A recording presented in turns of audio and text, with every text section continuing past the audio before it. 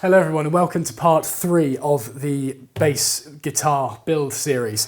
In this video we're going to get the truss rods fitted, which I've just ordered from StewMac in the US, as well as these carbon fibre neck rods that I'd never heard of until last Friday. Thank you to Sycamore Guitarworks for that on Instagram. I'll put a link to his thing in the description below. So yeah, we're going to cut this out, route it out, and hopefully we'll have something that looks like a neck by the end of it.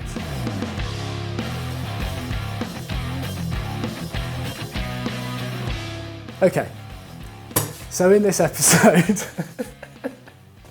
I've got my girlfriend filming me behind the camera, so hence why I'm laughing, because I'm not used to people filming me or being in the same space as me while I am filming, since she's laughing, so it's quite off-putting. So, to install the truss rods, we are going to do that with, router, which is down here. Now, I said in the previous episode that we would do this with a jig that I would attach to the top of this and then run this along the jig, which would allow me to get a slot right down the centre of that.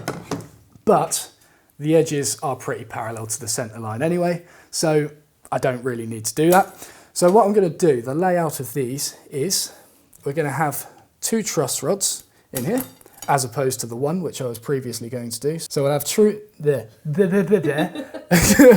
So this is what happens. So we'll have 2 truss rods which are going to go directly on these orange lines we got here. And then between that truss rod, we're going to have a carbon fibre stiffening rod and another one on the outside of that as well. So this should prevent the neck from like bowing up from the tension of the strings. These are going to be able to resist it. Now in terms of the actual angle of these, the truss rods are going to go directly down the orange line, and these outside ones, the outside stiffening rods, are going to be in line with the edge of the neck. So we're going to have things going on at different angles here, which means that when I route these out, I need to set the fence up against the edge of this timber, route these in line with this edge, and then I've got to cut the neck out to the angle that I've drawn on here, and then route these ones out. So that's going to give me the angle on these, and then the truss rods down the centre are going to be parallel with the centre line. So the router I'm using here is the Bosch GMF 1600, which I will be doing a review at some point in the future, because it has various benefits when being fitted under a router table, as opposed to other half-inch routers or other routers on the market. It's a 1/4-inch straight cutter I'm putting in here with a 1/2-inch shank on it. Tighten it up so it doesn't come flying out. There's our cutter. Now to attach the fence that I've just broken, because the spring's just come out. Where does that live? There. We'll edit this bit out. Yeah. This bit where something went wrong. Power of editing. Sorry? Whoa. Right, fence on. Okay, and my workbench is already a complete mess. I'm going to get this between the dogs on my workbench. Oh wow, I did this. You didn't know I did that? Yeah. Hold stuff down for you. Does anyone remember, if you were a subscriber early enough, on my shoulder plane tool duel where I accidentally swore at the start of it, and the top comment on it was from an angry mother? Here she is behind the camera. Can you just clarify I'm not a mother? Oh yeah, she's not a mother. All of you giving her grief and all that, including you, Jonathan Katz-Moses. That was my girlfriend. Okay, so I need to mark out where this truss rod actually needs to start and end. Now this is the bit that I've been working out for about 12 years. That's where the nut is going to end, but then the fretboard's going to go a little bit beyond that, and then it's going to scoop down. So I still need to get access to this Allen key thing here, which means I need to route the groove a little bit further than that nut slot, I think. Oh, actually, hang on, no. So the straight cutter is going to end around here, and then I'm going to put a round nose cutter for this bit here. So straight is going to end there, and the straight bit is going to end at this end too. And obviously it's a fanned fretboard, which means the other one is not going to be in line with it. So the end point is going to be there, and on the bottom here, it's going to be there. Okay, so I'm just going to get the bit lined up with where I want it to cut that first truss rod. So directly on that orange line. Lock everything in place so we don't get an S-shaped hole. And that should run directly up and down that. So we're going to set the camera on a tripod when I do this. I am not going to have ear defenders on when I do this because I'm donating them to Rosie. Yeah, so obviously wear ear defenders if you're using a router. I would normally wear ear defenders if I'm using a router. Mind you, I don't actually know where they are. There. Found them. Ear defenders. Here you go. You got earrings on. Oh. And the other thing we're going to do, instead of using a power tool extractor, because I don't have one, we're going to be using my big chip extractor, and Rosie is going to hold it for me to minimise the amount of dust that is thrown out of this thing. Right.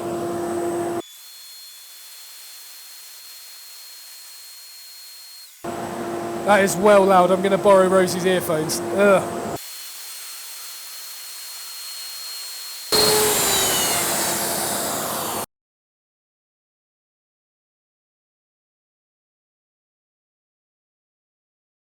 So, this is how I set the depth on a router. So I'm going to install the stiffening rods. Stop. So we're going to go directly on the centre of this. So we're going to put it about there, I reckon. So we've got the depth stop, which I'm going to... So this is zeroed on the depth stop here, and the router bit is also resting on the wood. So then if I lift this up, put the rod underneath, and now lock this down, that means that this depth stop now has to travel the thickness or the distance of that thickness there, which is going to lower the bit by exactly that width there. Routers take a while to get your head round, but once you work it out, it's pretty simple from there on. These stiffening rods don't need to go up to the nut. Stop laughing. Why did I not realise this before? They're really bad names, aren't they?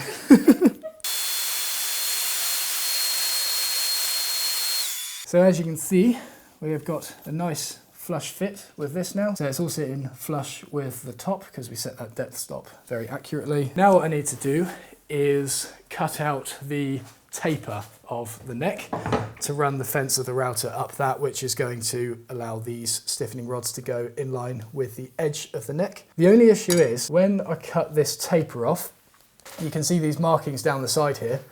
As soon as I cut the taper off, I'm going to lose those markings. Because vice versa, if I start cutting out these side bits, you imagine I'm going to scoop off this entire section here, and I'm going to lose the taper markings I have on the edge here. So I think what I'm going to do is cross cut in all of these horizontal lines that I've got on the edge here, so where the headstock starts, cross cut along there. I'm not going to rip cut it along there, just literally give myself a saw cut to work to, and I'll do the same on the underside here. Cross cut up to the bottom of the neck here, but not separate it off because I still want to keep these tapers on there. And similarly on the body end down here as well, cross cut up here, but not separate it. And this bit here where the body starts, cross cut down, but not separate it. Hopefully that kind of makes sense, but basically it's just to prolong the amount of markings that I've got on there, and then I can remove the material needed later. But first it's time for a picnic. What have we got for lunch, Rosie? To have my just ham sandwich. Just ham sandwich. What are we doing? I'm just like... Just going along with it. Oh, this looks so sad. Oh my god. Oh, there's even butter in it. Stop. It looks sad. They've stuffed it full of ham there. Oh my. So dry. What is that? Wait, have they buttered it? No, they haven't, have they? That's just... No, they have. No, that's just ham juice. No, it's butter. No, look on the bottom. There's nothing there. That's butter. Is it? Oh, there is a bit in there. It's just ham juice. This is cute. I need to do this more often. What? Picnic. Picnic. Picnic. So when we were eating lunch, I realised that what I can do with these lines that I have scored around the sides here is that I can just simply transfer them back round to the top, so that when I cut this neck off... Wait, I've actually already got the lines there. No, what do I need to do? No, I'm going to square them round. So we've got this one here, which is going to be where the nut starts. Once I cut these off, I can square them back down again. And then I've got this one here, which is where the headstock's going to start, but there is no marking on the top So transfer that along here as well. So when I cut the edges off, I know that's where it needs to be. What other lines we got? So this one here is where the body's going to start, so you can see the thickness builds up, but again, no marking on top. Is that the line there? I can't see it from here. Mm-hmm. Yeah, and that's where the body is going to start. Okay, so this went down 10 millimeters. So that's a 10 millimeter drop here. So then when it comes to cutting that out, I know I've got to cut down 10 millimeters. And along here on this headstock, oh, almost punched the router off. This is also going to go down 10 millimeters. I had to draw that line on twice because I messed it up. Oh, in fact, that's another one that I need to add on. There's going to be a lot of shaping in this area here once I stick the fretboard on. Headstock. Start. We're going to minus 10 millimeters there. That's on this line here. I need to transfer them around the bottom as well, actually. 30 millimeters that side. And on this side, 25, because we've got a taper on this neck. So at one end, you got the 30 mil, and then at the other end, 25 millimeters. So it's actually going to be thicker there because that's material we're minusing. And that should be it. I think I should be safe to cut off the sides now.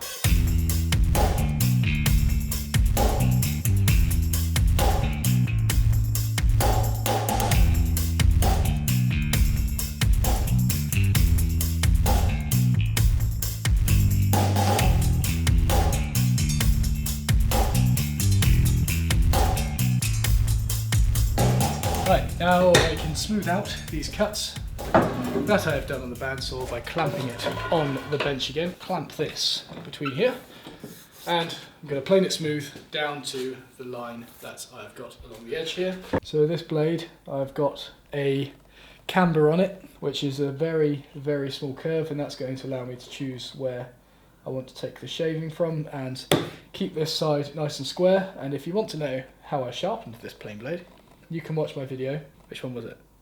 How to get... I'm guessing it's how to sharpen. No, no, I did more clickbaity titles than that. I did how to get wispy shavings from a plane.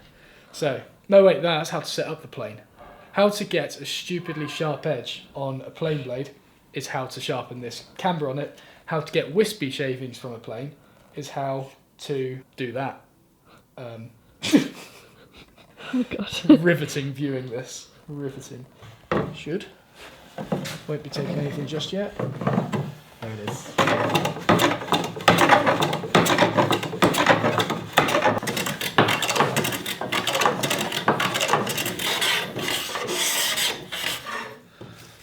And every now and then, checking that it is still square.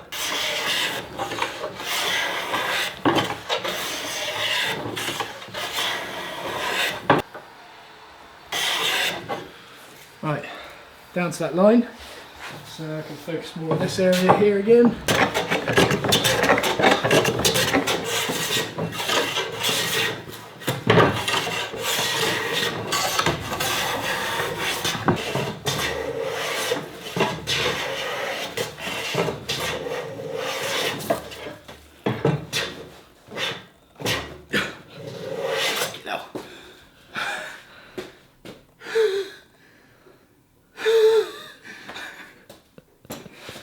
Oh, come on.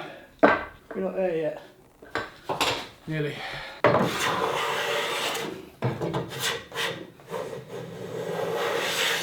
So here, it's been knocked out a little bit square. So this end of the square is touching on the wood, but a little bit of rock there. So this side is lower. If you have the curve on the blade, it means that you can focus the shaving on this side without touching that side, which obviously is going to mean that lowers it down. So you see, put that on there. If you look in the mouth there, you see that it is tapering the shaving. Oh, if I can straighten out. So you see it's taking it directly, oh I've broken it. It's taking it directly from the middle. In fact, you can really see it on here. See that? Heavier here, right in the middle. And then this edge here, it's tapering off. So that's what a curve on the blade can do. And it allows you to focus where you want to take your shaving from, which is very good when it comes to squaring up edges. So that now sits completely flat on there. No wobble whatsoever, so when it comes to joining the body on here later, we've got a nice square edge. For my veiny arms.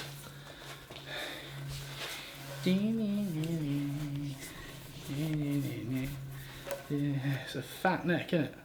It's like mine. Like my fat neck. Are you talking about me? Buy my merch, guys. Look at this. Coolest merch in the game. Subscribe to me, MattEstlea.com. In fact, I've got a whole range of gym gear. Subscribe to my gym. So, dude. So in my excitement of cutting out the taper on the neck, I realised that I forgot to do the truss rod access holes, which are in the headstock here, which are going to be cut with a round nose router bit. Round nose router bit, looking like that. So this is going to be plunged in this area here, and then when the fretboard is like scooped away, the round nose of this should make it look a little bit nicer. I didn't do this on my previous bass and it kind of looked a bit bodged together. I've seen people do this on other guitars, so I'm just going to kind of guess how to do it by, I don't know, guessing. So, yeah, be right with it. Yeah. And to remedy this, I've got an offcut of one of the edges, which I am simply going to clamp on the edges where it is not going to interfere with the router. And these don't need to be like massively accurate, but they obviously want to be in line with the truss rod still. So that's lined up with there. And we are central again. If I do it, so that's the nut.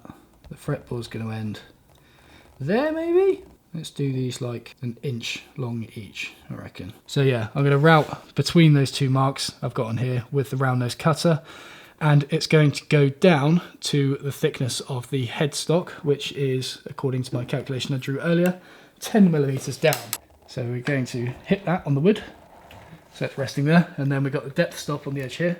So if I set that to 0, then I can lift it up 10mm according to that scale. Oh, and lock her in place. That now means that that is going to plunge down 10mm before that stop hits the stop there.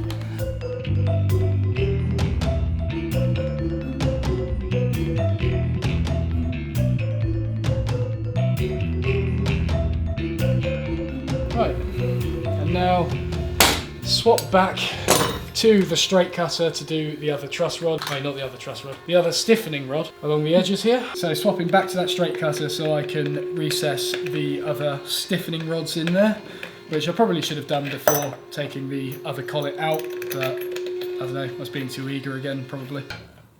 So these can go, you see they're going to go obviously halfway in between there, so we'll do a little centre mark for me to work to. Yeah, that can be the end point. And then up here, same distance back from the nut as the other one. Centre line is going to be there, end point is going to be there. Down this end point is going to be there. That's where I'm going to stop routing, and on this one, it's going to be there. Okay, and then reset the depth stop on here to be the same thickness as one of these. Right, I've zeroed the cutter onto the timber, pop that in there, lock it down, and then again, once that depth stop travels that distance, it will be exactly the same thickness as the stiffening rod.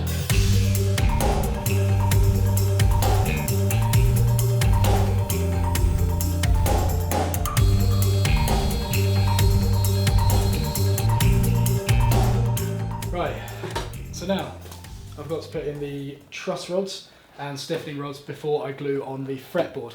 But I haven't done these holes long enough for the truss rod because this little nut area here needs to be recessed underneath this material here. But I need to drill through there in order to create that hole.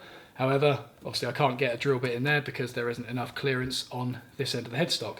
So what I need to do is cut the scoop out of it now, which will allow me to get a drill through there and connect these two cavities from underneath. So on here, I've written that I need a 10mm offset.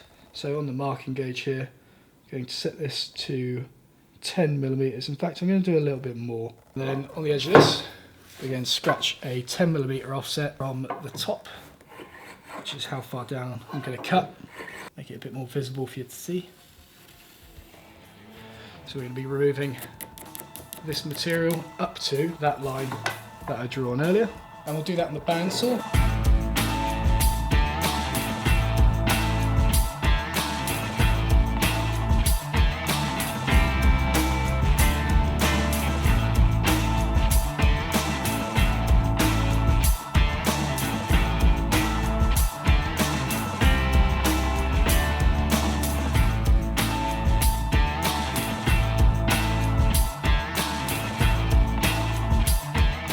So now I'm just deepening the slot that I've just drilled through because the truss rod isn't quite going down deep enough.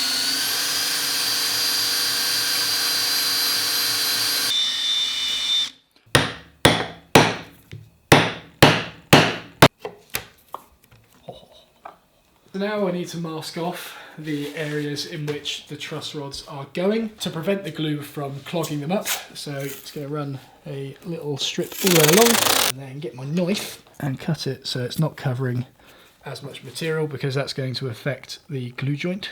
So literally just a tiny bit overhanging.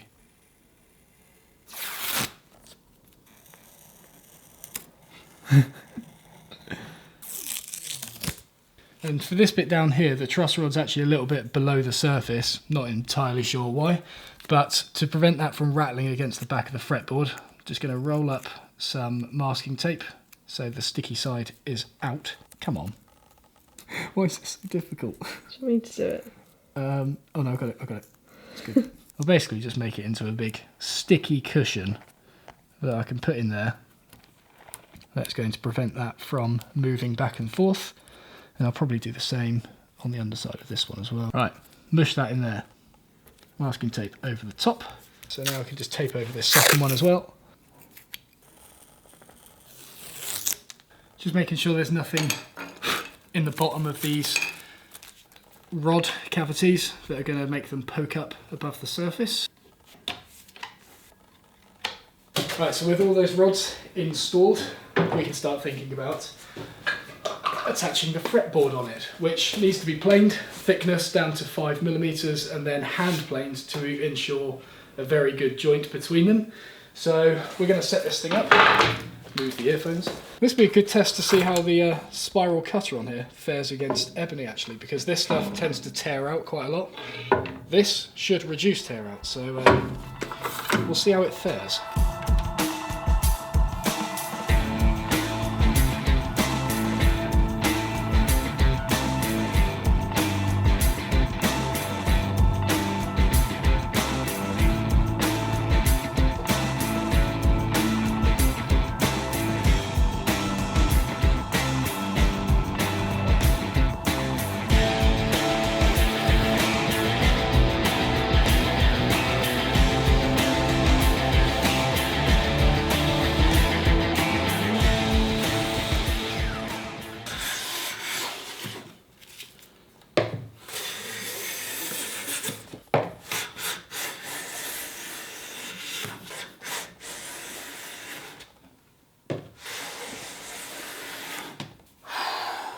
I think we're ready to glue this on. So what I've done with this is planed a very, very small hollow in it, again using the small curvature on my blade. So basically the inside of this is ever so slightly curving down, which means when I press it on here, it's going to slightly curve over the masking tape that I've put on here, because that's obviously going to stop it from joining together properly. But by having a small curve on the underside, it's going to hit the edges first, and that's obviously what we're going to see when the guitar is fully assembled. The inside doesn't matter too much. So I'm going to stick that on with Type Bond 3 again, I think. What was that you've got? This Type Bond 3. Oh, I've got glue on my face. Satisfying, eh? Mm-hmm.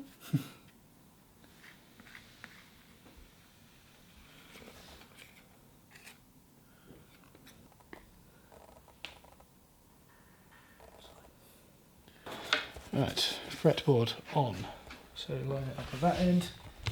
Make sure it's completely central on this back end here. In fact, what I can do to stop that from slipping is put another cramp on sideways like that, which is going to keep everything aligned on there, because this glue will tend to make things slip.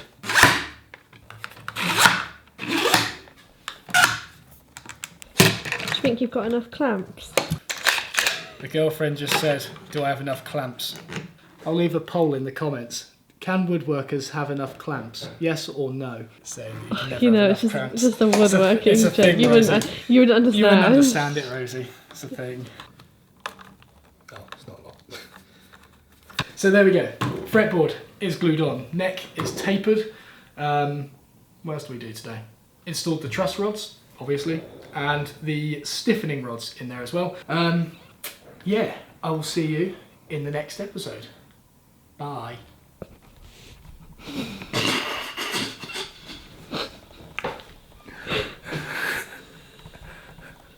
This can be my end screen.